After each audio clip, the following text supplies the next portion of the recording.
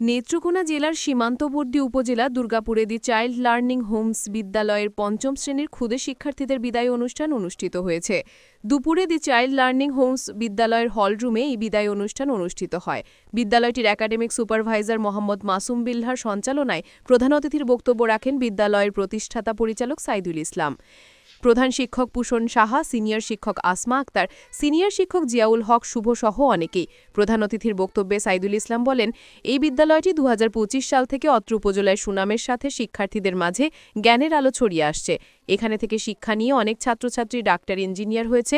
শুধু তাই নয়, অনেক শিক্ষার্থী সমাজের বিভিন্ন ভালো কর্মকাণ্ডে লিপ্ত রয়েছে। আমি তোমাদের ডাক্তার, ইঞ্জিনিয়ার হতে বলি না, আমি চাই তোমরা মানুষের মতো মানুষ হও। বক্তব্য শেষে বিদায় ক্ষুদে শিক্ষার্থীদের মাঝে ক্রেস্ট এবং শিক্ষা উপকরণ বিতরণ করা হয়।